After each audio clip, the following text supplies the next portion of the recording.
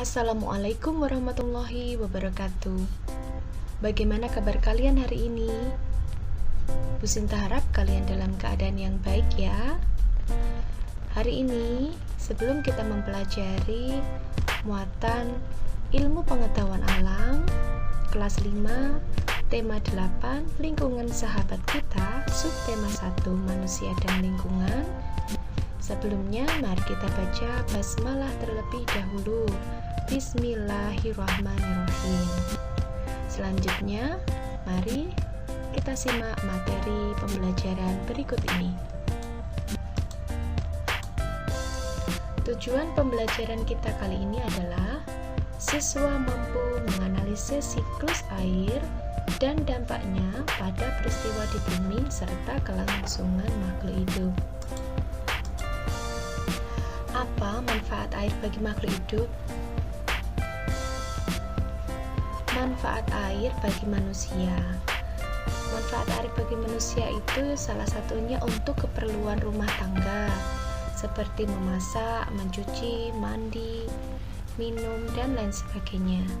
Lalu untuk keperluan industri, seperti untuk bahan baku minuman kemasan, yang biasanya kita bisa temukan di toko-toko. Lalu keperluan rekreasi, seperti kolam renang, atau mungkin danau yang bisa digunakan untuk tempat rekreasi. Lalu keperluan pertanian atau peternakan.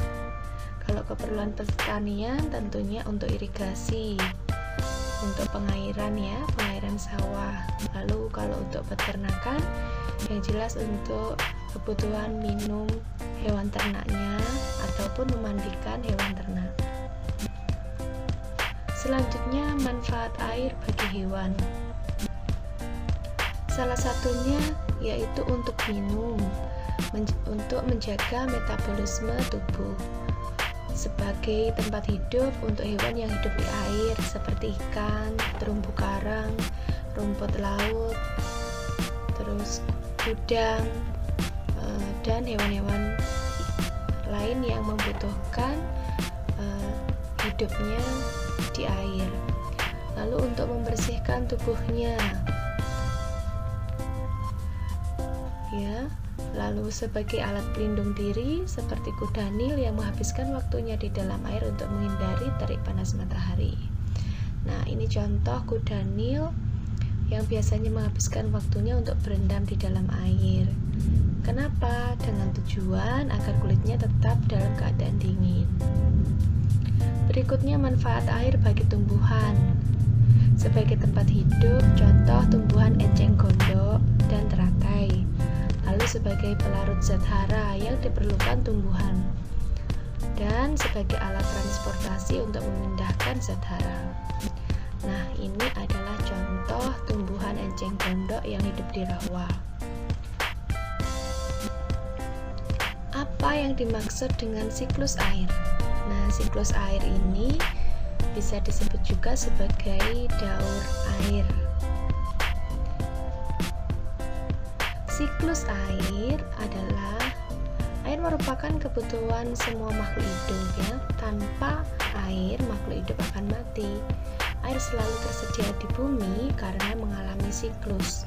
Siklus air dapat diartikan sebagai suatu sirkulasi air secara terus-menerus dari bumi ke atmosfer, lalu kembali lagi ke bumi.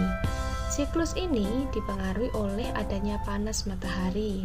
Selanjutnya, siklus air mengalami penguapan yang disebut dengan evaporasi, lalu mengalami kondensasi atau pengembunan karena terjadi perubahan suhu, dan presipitasi yaitu jatuhnya titik-titik air di permukaan bumi. Berikut adalah gambaran siklus air. Air laut yang mengalami evaporasi atau penguapan, lalu menggumpal menjadi awan dan mengalami kondensasi, perubahan suhu, terus dilanjutkan dengan presipitasi ya.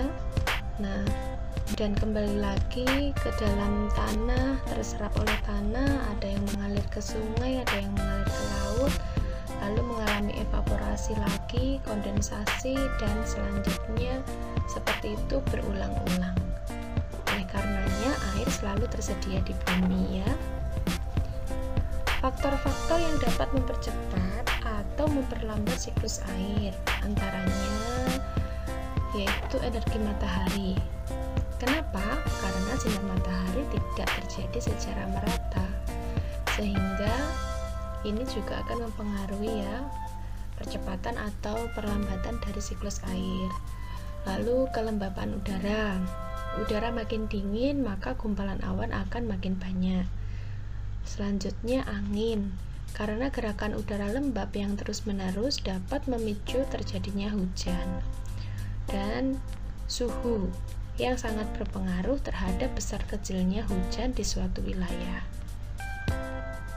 Terima kasih anak-anak, kalian telah memperhatikan video pembelajaran yang Bu Sinta sajikan sehingga akan mempermudah dalam pemahaman kalian.